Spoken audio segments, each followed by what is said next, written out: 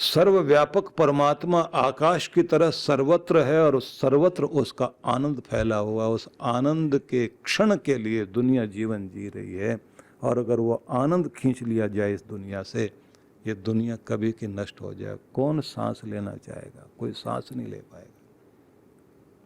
वो जो 2 पल चैन के होते हैं, वही सुलाते हैं, वही जगाते हैं, वही हंसाते हैं। नहीं तो निरस्ता तो रुला रही है, पीड़ा दे रही है। और जिन्होंने आपकी जिंदगी में बहुत सुख दिया हुआ, दुख भी वही देते हैं। अच्छा बोलने वाले ही कड़वा बोल देते हैं।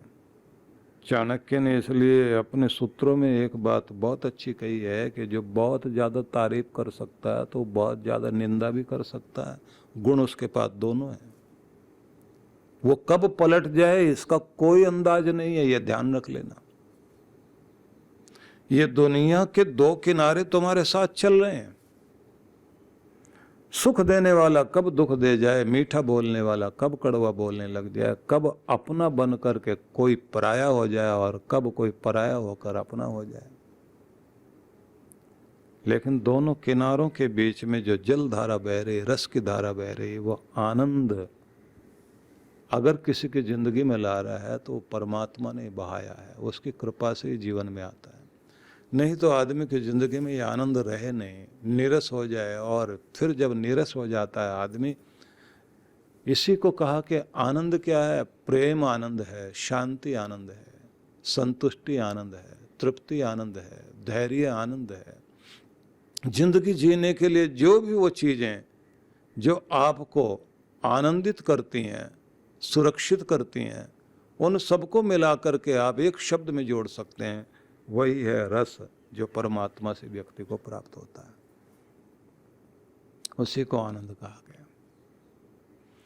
उस आनंद की प्राप्ति के लिए हर व्यक्ति छटपटा रहा है।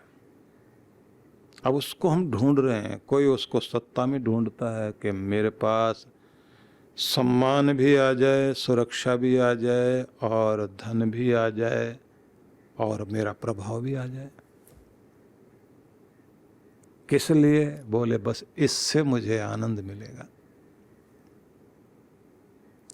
विद्यार्थी पढ़ रहा है कि पढ़ाई पूरी हो जाए, किस लिए? बोले इससे मुझे आनंद मिलेगा, और फिर जब नौकरी लग जाएगी, पैसा वैसा आएगा, बहुत खुश हो जाऊंगा मैं। अब उनका क्या है? जिनकी पढ़ाई भी पूरी हो गई, डिग्री भी मिल गई, लेकिन नौकरी नहीं मिली। पहले तो कहते थे कि बस पढ़ाई पूरी हो तो मेरी जिंदगी में आनंद आए, लेकिन पढ़ाई पूरी होने के बाद भी उनका आनंद नहीं। हाथ में डिग्री जरूर है, आनंद नहीं। लेकिन एक वो भी है, डिग्री काम आ गई, नौकरी भी मिल गई, लेकिन रोज परेशान है ऑफिस जाते हुए। आज ये परेशानी, आज वो परेशानी। पूछा तुम्हारा आनंद? बोले थोड़ी सी सुरक्षा तो जरूर मिल गई है, रोजी रोटी चल रही है, लेकिन आनंद नहीं पता कहाँ रहता है। क्यों? दुखी बहुत है। तो घर में तो सुख शांति होगी? बोले घर में भी दुखी है, और जहां जा रहे हैं वहां भी दुखी, रास्ते में भी दुखी दुख है। थोड़ा आनंद तो आया होगा? बोले जिस दिन लगी थी ना नौकरी, उस दिन थोड़ी देर के लिए आया था। दोस्तों के साथ आनंद मनाया भी था, घर के लोग भी बहुत खुश हुए, तो थोड़ी देर आता है और चला जाता है। इसलिए कहते हैं कि इस पूरी दुनिया में आनंद का प्रतिबिंब तो व्यक्ति को दिखाई देता है, लेकिन आनंद पूर्ण नहीं दिखाई देता। व्यक्ति को कुछ भी मिल जाए, थोड़ी देर के तक ही उसका आनंद व्यक्ति को महसूस होता है। पिछले दिनों मैंने आपको बताया था कि एक बहुत बड़े मनोवैज्ञानिक हुए हैं अमेरिका के। उन्होंने अपने बड़े भारी चिंतन के बाद और एक्सपेरिमेंट करने के बाद में एक बड़ी अद्भुत चीज कही, और वो अद्भुत चीज ये है कि उनका कहना है कि व्यक्ति को आनंद मनाने वाली जो उसकी शक्ति होती है वो उसके अंदर रहती है, और हर एक आदमी ने अपने आनंद की एक लिमिट बना रखी है और एक स्टाइल बना रखा। और वो क्या है? वो ये है कि उसे कुछ भी दे दीजिए, वो थोड़ी देर तक आनंदित होता है, बाद में उसके बाद वो पुराने डर्रे पर लौट आता है। मकान बन गया, बहुत इच्छा थी बने, कितनी मेहनत से बना, बहुत खुशी मन में है कि अगर ये बन गया तो फिर देखना मैं कितना खुश होऊंगा। मकान बन गया, सबने बधाइयाँ दी, आकर के रहने लग गए, संतुष्टि हो गई, बहुत खुश है कि मेरे पास मकान है। अब थोड़े समय के बाद में धीरे धीरे वहाँ से ध्यान हट जाएगा, बस ये संतुष्टि तो चलो मकान हो गया। लेकिन जो जिस दिन मकान मिला था और जिस दिन खुशी मनाई गई थी, उसके बाद से धीरे धीरे धीरे आनंद की लहर थोड़ी थोड़ी कम होती चली जाती है। और जो चीज़ हमारे पास हो जाती है उसको हम लोग, ये तो है मेरे पास, लेकिन उसका आनंद उतना नहीं रहता और धीरे धीरे वो चीज़ और कम हो जाती है। और मुश्किल तब होती है जब उसके बराबर में किसी और ने कुछ और बड़ा मकान बना लिया और बनाने के बाद कोई व्यक्ति कहे कि तुमने जो आर्किटेक्ट लिया था गलत आदमी ले लिया, ठेकेदार भी गलत था, और जो तुमने बनाया है जल्दबाजी में बना लिया। आप देखो इतने ही बड़े प्लॉट में और आपके पैसे से भी कम पैसे में कितना बढ़िया इन लोगों ने मकान बनाया, आर्किटेक्ट भी बढ़िया, ठेकेदार इनके पास बहुत अच्छा, और उसके बाद में वही चीज़ जो सुख दे रही थी वो सुख भी उसका थोड़े थोड़े दिनों के बाद में कम हो गया, लेकिन अब वही चीज़ बेचैनी भी देने लग गई। मैं उसके कारण, बेटे ने बोल दिया था, भाई ने बोल दिया था जल्दी से बनवा लो, यही टाइम है, अगर थोड़ा धैर्य रखता तो कितना अच्छा बनता। अब इसके बराबर वाला मकान मुझे चिढ़ाता है। तो अपेक्षा करते करते आदमी फिर तुलना करता है, तुलना करते करते व्यक्ति सुख देने वाली चीज़ में फिर उसे लगने लग जाता है कि अच्छा तो है लेकिन उतना अच्छा नहीं जितना हो सकता था। और फिर दूसरे का देख देख कर व्यक्ति को अपने अंदर हीनता की भावना साथ में आने लग जाती है।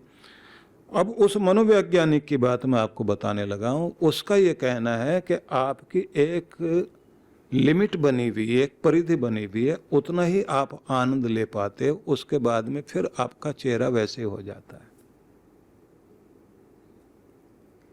आप फिर से दुख में लौट आते हो। होना ये चाहिए कि थोड़ी देर के लिए आपको दुख परेशान करे, लौट करके बच्चे की तरह से आप फिर अपने आनंद में लौट आओ, तब तो आपको जीना आ गया। बच्चे को चोट लगेगी, बुखार होगा, कोई और चीज हो जाएगी, वो रोएगा, थोड़ी देर के लिए परेशान होगा, लंबे गहरे सांस भी खींचेगा, उसके बाद में शांत होकर के आनंदित हो जाएगा। वो आनंद में ही रहता, खुश ही रहता, हंसता ही रहता है, क्योंकि उसकी जिंदगी में आनंद बहुत अधिक है। ये समझ लीजिए कि अगर उसके जीवन में सुख की बात करें तो 90% सुख है, 10% ही दुख की सीमा आप जोड़ सकते हैं। वो थोड़ी देर के लिए जो है दुख को दुख मान करके रोएगा, पीड़ित होगा, उसके बाद उसको भुला देगा और अपने सुख में लौट आएगा। हम लोग थोड़ी देर के लिए आनंद में आएंगे और आनंद में आने के बाद में लौट करके अपने दुख में चले जाते हैं, क्योंकि हम लोगों ने अपनी एक लिमिट बना ली है कि इस लिमिट में हम लोग जो है सुख को मानेंगे, और दुख की लिमिट हमारी बहुत लंबी हो गई। कारण क्या है कि हमने बचपन से लेकर अब तक जितने भी कोई दुख और परेशानियां देखी होंगी उनको फैलाते फैलाते छतरी की तरह इतना बड़ा कर लिया उसे कि वो छतरी तान के चल रहे हैं हम लोग। तो ये बात ध्यान रख लीजिए कि जीवन में आनंद चारों तरफ होने के बाद भी हम आनंद को नहीं मना पाते। लेकिन उपनिषद में आगे जा करके एक बहुत बड़ी कमाल की बात कही। उन्होंने ये कहा, जब पूछा कि ये आनंद है क्या और ये मिलता कैसे और ब्रह्मानंद क्या है, तो इन्होंने आगे जाकर के ये कहा कि एक व्यक्ति इस दुनिया में जो सफल व्यक्ति है उस व्यक्ति का आनंद क्या होगा।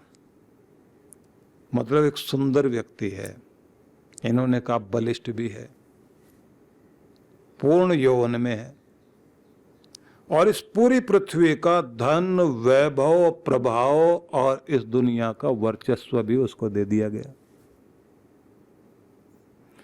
सुख के सारे साधन है और उसके पास में वो ज्ञान भी है कि सच्चे सुख को सुख समझता है। अब उस सुख वाले व्यक्ति को, मतलब मनुष्य युवा हो, श्रेष्ठ हो, पठित हो, पुरुषार्थी हो, सुशिक्षित हो, सुदृढ़ हो, बलवान हो, और उसे ये सारी पृथ्वी धन वैभव और विलास से पूर्ण मिले और जो आनंद वह भोगे और लंबे समय तक भोगे, तो उसे उन्होंने कहा ये मानुषी आनंद है, एक मनुष्य का आनंद है।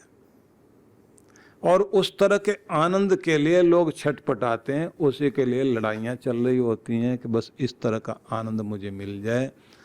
कोई योग में लगा हुआ है, कोई भोग में लगा हुआ, कोई राज में लगा हुआ, कोई धन वैभव में लगा, कोई जमीन जायदाद इकट्ठी करने में लगा हुआ, कोई सेना इकट्ठी करने में लगा हुआ, कोई संगठन बनाने में लगा हुआ। सब लोग जो है वो वर्चस्व पाने के लिए संसार की चीज़ें मेरे पास है, यौवन मेरा बना रहे, भोग की इच्छा मेरी जो है वो तृप्त हो सके, इस तरह की चीज़ें लोग लेते हैं। लेकिन वो भी आनंद थोड़ी देर के लिए रहेगा, पीड़ाएं और बढ़ जाएंगी। लेकिन एक ज्ञानी व्यक्ति हो और युवा हो, सारा ऐश्वर्य धरती का उसे दे दिया जाए और ऐसा आनंद भोगने की स्थिति में जब व्यक्ति आ जाता है और वो आनंद भोगने लग जाए, तो उस आनंद को कहा जाएगा एक मनुष्य का आनंद है वो। लेकिन अब उस मनुष्य के आनंद को भी आगे बढ़ाओ। बोले ऐसे मानुषी आनंद वाले 100 लोग हों, मानुषी आनंद वाले 100 लोग हों, उनके आनंद के बराबर एक गंधर्व मनुष्य का आनंद होता है। और 100 गंधर्व मनुष्य जो आनंद भोगें, मतलब 100 गंधर्व खड़े हों और उनके जीवन में वो आनंद बरसे, मतलब एक मानुषी आनंद जैसे एक व्यक्ति भोगता है, ऐसे 100 मानुषी आनंद भोगने वाले लोग हों, उनका जितना आनंद इकट्ठा होगा वह एक गंधर्व मानुष को प्राप्त होता है। अब उपनिषद ने यहीं रोक करके बात खत्म नहीं कर दी। उन्होंने कहा कि फिर वो जो गंधर्व मनुष्य है, ऐसे 100 गंधर्व मनुष्य हों और वो जो आनंद उन्हें मिला है वो सारे 100 गंधर्व मनुष्यों के आनंद को इकट्ठा कर दो एक जगह, तो वो जो 100 गंधर्वों को आनंद मिलेगा, इतना आनंद इकट्ठा करके आप जोड़िए, उतना आनंद एक देव गंधर्व व्यक्ति को प्राप्त होता है। अब कहते हैं यही मत रुक जाना, जितना 100 देव गंधर्वों को आनंद मिलता है, ऐसे 100 गंधर्वों के आनंद के बराबर एक पितर को प्राप्त होता है, जो पितृलोक में, या जो ऐसे लोग हैं पितर वेदवित कामना रहित विद्वान लोग, जिन्होंने इस धरती की रक्षा करते हुए अपने जीवन को लगाया है, तो उनको जो स्वर्ग मिल रहा होता है, जो आनंद मिल रहा होता है, उनको पितर आनंद बोलते हैं। वो जितना आनंद उनको मिलता है, तो ऐसे 100 पितरों को, आनंद भोगने वालों को भी इकट्ठा कर दो, उतना आनंद जो है जो उनके पास में है, कहते हैं उसको 100 पितरों के आनंद को आजानज देवों का आनंद माना जाएगा। अब आप समझ लीजिए कितना हुआ ये आनंद। और 100 आजानज मनुष्यों को जो आनंद प्राप्त होता है वो एक कर्मदेव के बराबर होता है। अब कर्मदेव क्या है ये भी मैं आपको आगे चल के बताऊंगा, क्योंकि आज का तो समय नहीं है, लेकिन सार में हम लोग बात को आगे ले चल रहे हैं। उपनिषद का बहुत लंबा चौड़ा वर्णन है जिसका सार बता रहा हूँ मैं आपको। और कहते हैं कि 100 कर्मदेवों का जो आनंद होता है उसे एक जगह जोड़ दीजिए, इतना इंद्र को आनंद प्राप्त है।